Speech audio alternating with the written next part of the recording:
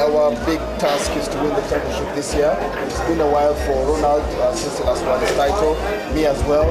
So we are desperate and hungry for championship. It's good that we can pass the 100 points this season, and we'll pick up from that going forward. And the next event is in March, so we'll go back, try to fix everything about the car, prepare ourselves. The preparation has been key.